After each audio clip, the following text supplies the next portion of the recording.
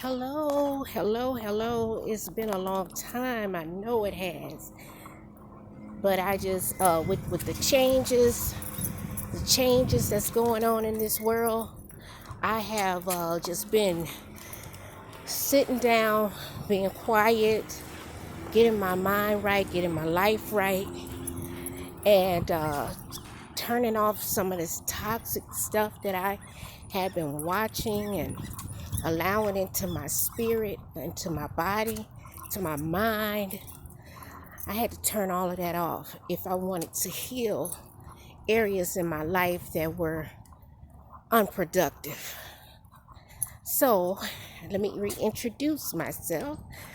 I am Nikki Ruffin Smith. I am the founder of Around the Table Discussion, and it is a channel to talk about life, love, health, strength, spirituality, politics, all kinds of things. Just putting it on the table so we can sit around the table and chat, right? So I've been led to talk about narcissism. It's such a big topic in our lives right now, in this world right now. And I know narcissism has existed forever, forever, forever, forever. As I sit back and I think about things, I realize that God allowed the fallen angel to come upon this earth and to walk upon this earth for as long as God, will allow. And eventually, that demon, that fallen angel, will be destroyed. He will go back to the hell from which he came from. We don't know the time, nor do we know the hour, but it will happen. So we're living among this devil and these little bitty devils that run rampant on this earth to do its bidding. Um, and I've never ever experienced spiritual warfare like I have in in my later, in my midlife time, like right now. And I've been going through a lot of things within the past couple years. Um, Again, I've experienced warfare, spiritual warfare, but I've always managed to see the end of it. Always managed to walk through it and know that God. And again, I do know it with what I'm going through now. But this demon called narcissism that I have encountered in my life over and over and over again has, oh my God, has really come full force and shown himself to me in a way that almost killed me. And I won't say physically, but I will say spiritually. Physically too, in a way, but spiritually for the most part. Spiritually, it almost killed me. And so I want to share my experiences with you all. For those of you who don't believe it's real, those of you who have never or don't think you have, because I believe all of us have encountered narcissism, which we all have pieces of narcissism in us anyway, because we have good and bad. That's just the way it is. But then you have people that's just, you look at them and you experience them and you know nothing good is operating in their lives. They are demonic. They are demons, you know. And I was listening to a young lady say one time that the question was asked to her, are narcissists demons, or are they possessed? And she said no, that is a personality disorder or or illness or whatever she said. Okay, and I'm not going to go against that because I am not a expert. I can only tell you what my soul tells me. I can only tell you what I feel and what I've experienced. There is no way in heaven or in hell that these people are just mentally ill, because in my opinion mental illness is a form of something that's not natural, you know, in my opinion. And it's created by that energy that we call the devil. It's created to wreak havoc. It was created to destroy, to devour, to walk on this earth and come like thieves in the night, you know. And it's so funny that I'll be 50 years old and I have just recognized that demon. And he has been in my life off and on trying to destroy me forever. Since the day I was born. And you know, it reminds me, I was telling one of my girlfriends, that it reminds me so much of the movie Fallen with Denzel Washington, that everybody, you know, you can't look at them because it'll leap out on you what they're carrying, that demon. That's exactly what it is, because narcissism, if you're not strong enough to deal with the narcissist or to put them out of your life, that energy falls on you. And I have witnessed that with someone in my family who has been married to a narcissist. From my opinion, he's a narcissist. Been married to him for years. And she has some of those traits that he has. And I don't fault him totally for it. I believe that she's had those traits all her life and attracted him into her life, and he was bigger, he was stronger, more powerful, you know, where they were in a dwelling together, you know, and they're not bad people. And a lot of narcissists on the surface now are not bad people. Some of them on the surface, but deep down in that core of them, they are evil. So let me go on, because I heard another young lady I was listening to. She said this is the hood version of her experiences with narcissism. I'm around the corner from her. This is the round the corner version, round the way version, round the way version of narcissism. Because I am not an expert. I am not a doctor. All I can tell you is my experience. I don't diagnose anyone, but I'm telling you, when I read about it and I see videos about it, I point it out and I call it like it is. And I put the word of God on, get thee behind me. Get out my way. Because, okay, let me tell you something about me. I am, or have been, one of the biggest empaths I know. No, my aunt is probably the one of the biggest I know.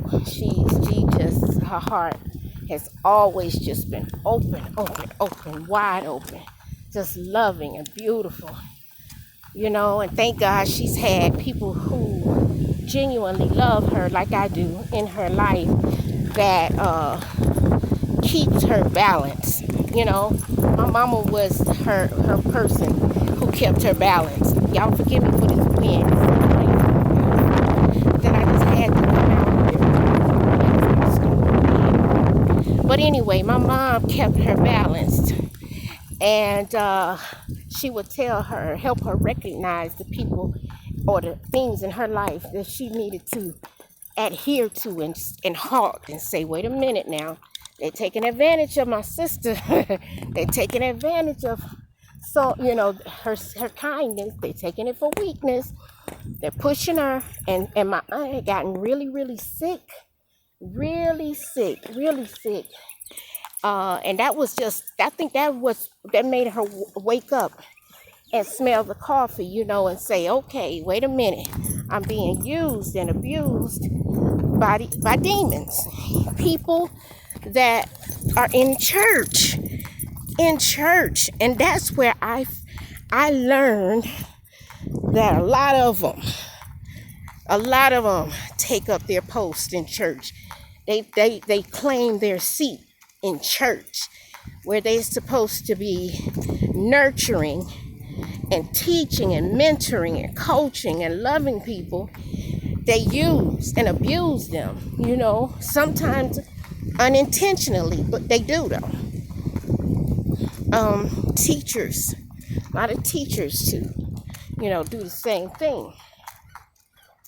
Well, anyway, back to me. I have that empathetic spirit, and I never would admit that before. Come on over, baby. Come on.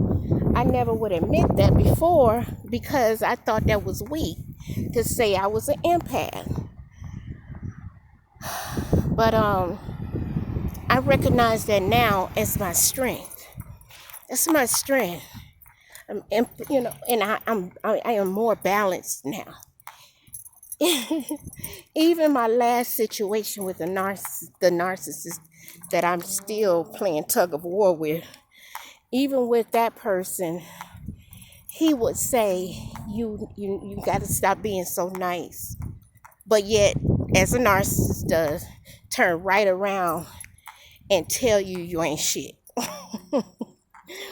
Okay? That's what I know, what I've experienced, and I'm sure if you hear me, you can recognize some of the same things, or you may be that person.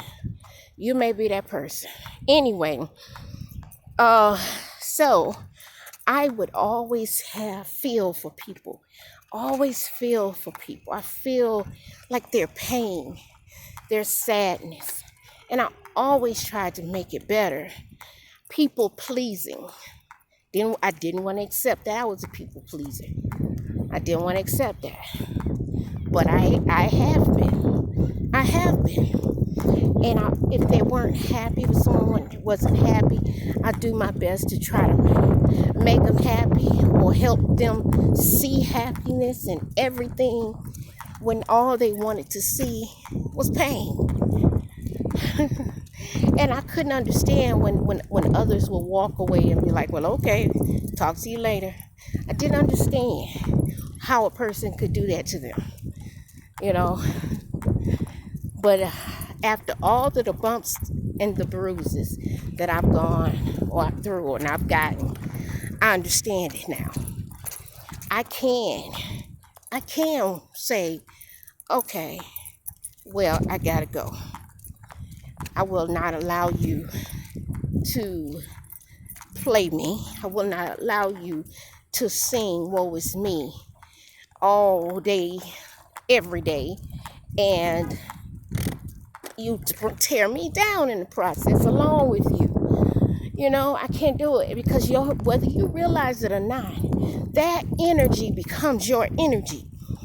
Even when you're telling yourself it's not there, even when you're saying it's not there, that you're strong and you're there to help people, what have you.